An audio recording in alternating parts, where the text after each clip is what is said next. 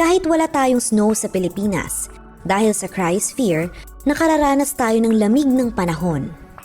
The whiter they are, the more they can send all the heat we get from the sun away. So these white surfaces, they are the best air conditioning we have on Earth. So even if you live in the Philippines, you actually somehow connected to Arctic sea ice up north around the North Pole. Sa nakalipas na dekada, napansin ng mga sayantipiko ang mabilis na pagkatunaw ng cryosphere. Ang paggamit ng fossil fuels at pagkasira ng kagubatan ang ilan sa mga dahilan kung bakit patuloy na umiinit ang mundo at mas mabilis na pagtunaw ng yelo.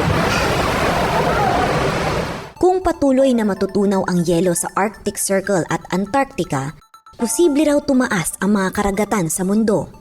Today we know that glaciers around the world are reacting very quickly to climate change.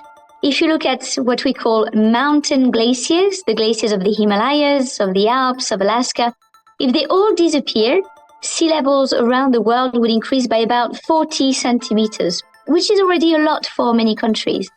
But then if you look at what's happening further away in Greenland, for example, or in Antarctica, there is a lot more ice in these ice sheets. For example, if Greenland were to disappear, sea levels around the world would increase by 6 to 7 meters, bearing in mind that in the Philippines, the ocean is rising even faster. Hindi rin magandang balita ang unti-unting pagkatunaw ng yelo sa Antarctica. This year, we've never had so little Antarctic sea ice when it's supposed to be the maximum amount of sea ice of the year. And the consequences of this are very important because Antarctica seems to be losing its own air conditioning. And the fact that we are losing Antarctic sea ice is already impacting the ocean circulation around the world. Our big ocean currents need sea ice in the polar regions to function properly. And the fact that we're losing Antarctic sea ice is not good news for any of us on the planet. Kapag tuluyang natunaw daw ang yelo sa Antarctica, posibleng tumaas ang tubig sa dagat ng 58 meters o katumbas ng 15 palapag ng gusali. The consequences are already being felt right now.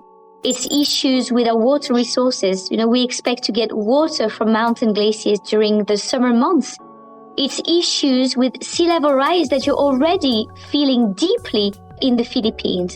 And it's also consequences on our everyday weather. Kung patuloy ang pagtaas ng sea level dahil sa pagkatunaw ng yelo, may ilang lugar na posible nang lumubog, kabilang na ang Pilipinas. Binabantayan ito ng National Mapping and Resource Information Authority o NAMRIA. Sa Pilipinas, dahil tayo archipelago, iba't ibang epekto ang pagtaas ng tubig. So tinatawag nating localized sea level. Sa lahat ng parte ng Pilipinas, Manila, pinamataas. Hindi lang sentro ng komersyo ang Maynila. Napapaligiran din ito ng dagat gaya ng Manila Bay. Bukod sa Maynila, binantayan din ang pagtaas ng tubig sa Cebu at Davao. Kaya patuloy na ang pagkuha ng datos ng NAMRIA sa iba pang lugar sa bansa. Meron kaming mga installation, kumbaga meron kaming tinatawag na tie station. So meron kaming 60 yan na nag-operate 24 hours, 365 days a year. Out of 60 stations sa iba't ibang bahagi ng bansa, 13 stations ang nakitaan nila ng patuloy na pagtaas ng tubig, kabilang na ang Maynila. Bukod sa sea level rise, apektado din ang tinatawag na migration pattern ng iba pang hayop gaya ng balyena at mga ibon. Yet the melting ice, the melting cryosphere, is not just impacting sea levels and water resources, it's also directly impacting the inhabitants of these environments. And we know that certain species in the oceans, for example, are very specific about the salinity of the water, the temperature of the water, and the fact that ice sheets and sea ice are disappearing very rapidly is directly impacting these species that are really experts of a certain ecological niche, but will need time to adapt to these rapid changes. And what these species don't have right now is time to adapt.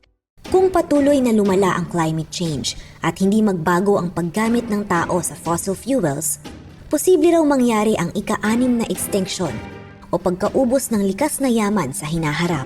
Today, if we do not invest in fighting the climate crisis, we are investing in a future that will be very, very difficult for all of us. So it's a win-win. If we fight the climate crisis together, then our future can be better for each and every single one of us. Let's keep hope. Let's keep fighting. Let's keep working to fight the climate crisis. And there's everything to gain from it.